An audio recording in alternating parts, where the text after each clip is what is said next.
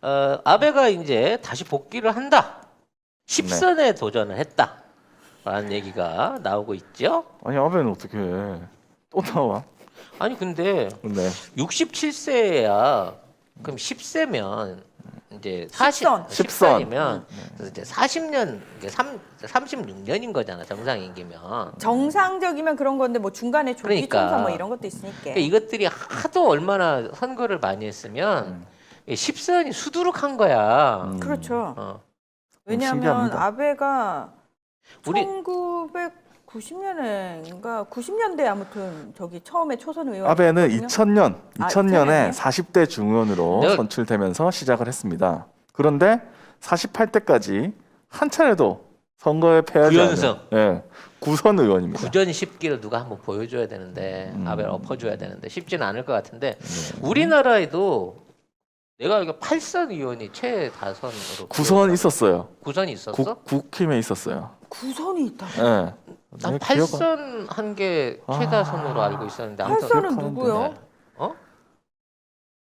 몰라. 구선 뭐 그건 아마 찾아보면 되는데 아무튼 이런 방식으로 이제 단기 집권을 하고 있거든요. 근데 나는 이제 이 아베가 이렇게 무리해서 나가려고 하는 이유가 서청원 그래 서청원이 서청원, 구선이었어. 서청원. 예. 근데 무리해서 나가려고 하는 이유가 실제 총리로 또 한번 기시다가 그냥 시다짓 하다가 네. 이번 기수에 끝나면 이게 이제 단기 시다 아니에요, 얘가. 그러니까 단기 시다. 헐. 본인이 직접 나서려고 하는 게 또 그런 게 아닌가라는 생각이 살짝 들거든. 네. 왜냐면 기시다가 지금 있는 상황에서 뭐 여러 가지 이유를 들어가지고 사퇴를 하게 되면 또 갑자기 뭐 어. 아플 수도 있죠. 뭐 그렇지. 거기도 왜냐면 엊그제 저 후쿠시마 가서 딸기 먹었거든. 맞다. 어. 후쿠시마 먹었다. 그렇기 때문에 불과 갑자기 아플 수 일주일 있다. 안에 이제 갑자기 배에 구멍이 뚫릴 수도 있어요. 그러니까 그런 걸 대비해 갖고 미리 이 총리직까지도 좀 의중에 두고 지금 출마하는 게 아닌가 싶은 생각이 듭니다. 네. 어쨌든 뭐 지난 9월에 사임할 때까지 연속 최장기 7년 9개월간 총리로 재임을 했고 이번에 또 나온다고 하는데 나오면서 뭐 북한의 일본 납치기 문제 아직도 해결 안 했나? 이미 그거 지금 있었어도 다 돌아가셨을 것 한 같은데. 10년 넘을 거 이거는 맨날 하는 것 같아. 그리고 헌법 개정 또 언급하고 걔가 2002년도에 김정일 만나갖고 그 문제 해결했다 그랬다니까 그때. 그리고 20년이 지났어.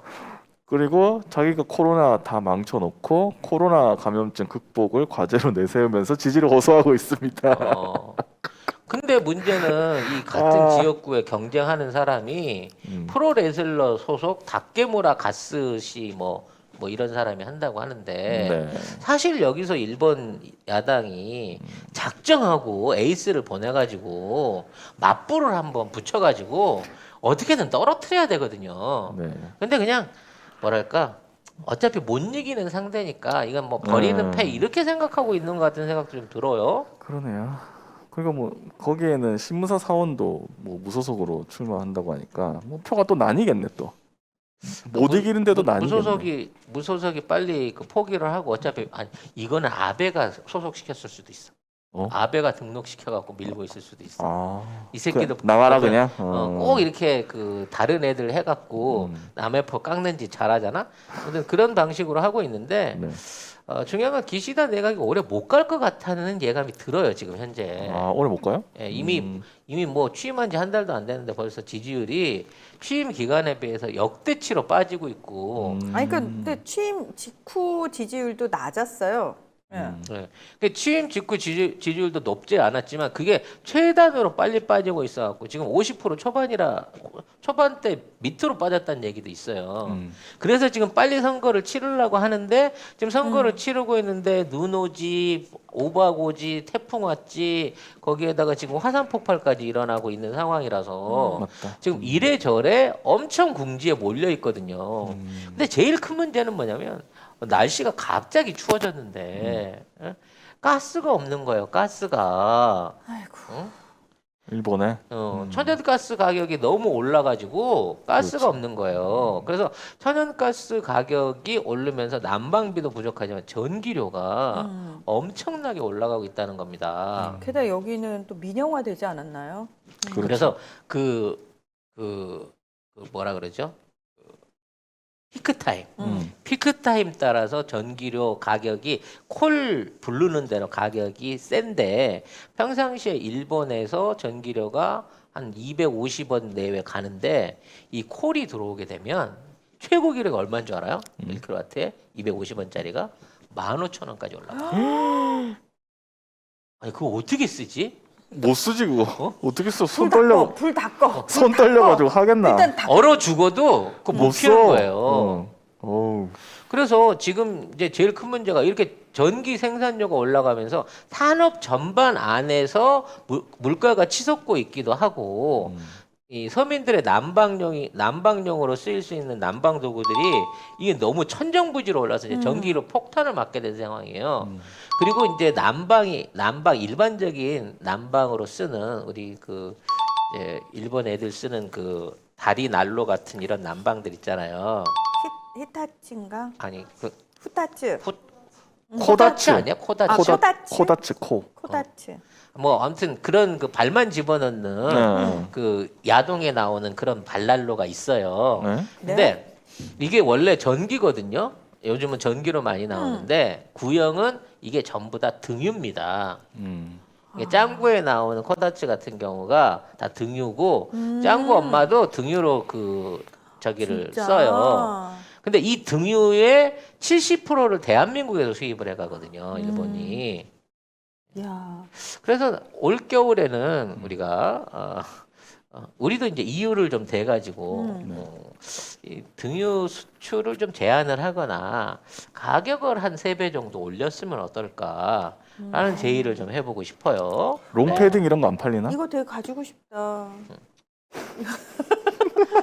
갑자기? 저거 굉장히 불편해. 아, 그래요? 왜요? 네. 아니 저거 쓰면 발만 뜨겁고 코가 얼어요. 아, 네. 안쪽 여기만 따뜻하고. 안쪽만 따뜻하고. 그래서 나중에 점점 저 안으로 기어 들어가게 되거든요. 그렇죠. 아, 그렇네. 사실 겨울철에는 거의 방바닥에 어. 누워 있어야 되잖아요. 붙어 있어야 되잖아요. 그렇네.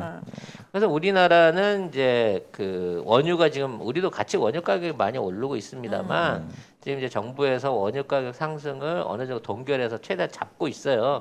휘발유가 1,700원대 초반까지 올라가긴 했습니다만 국제 원유가 3배 이상 뛴 거에 비하면 지금 우리는 이 가격을 지금 억제를 하고 있거든요.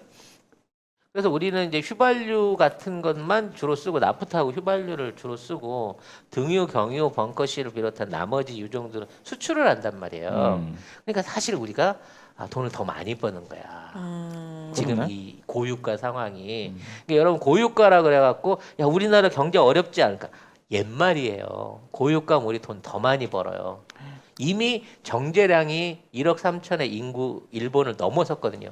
대한민국 석유 정제 수입 정제량이 일본을 추월한 지가 오래돼요. 근데 우리는 휘발유 빼고는 거의 수출하는 거야. 이게 그 자동차용 휘발유 같은 것들을 수요를 맞추기 위해서 지금 그만큼 뽑고 있는 거고 그 다음에 이제 나프타 석유화학 원료를 하기 위해서 그걸 뽑고 있기 때문에 사실 우리가 난방용 경유나 등유 같은 재고량이 엄청 많거든요. 요때 좀 비싸게 팔아야 되는데 제 그 작은 소망을 주류 업체 측이 좀 그 주요 회사들이 좀 알아가지고 일본의 눈탱이를 좀 때리고 그걸로 갖고 좀 국내 그 석유 가격에 대한 좀 지원을 해주면 어떨까라는 생각이 듭니다. 네. 네.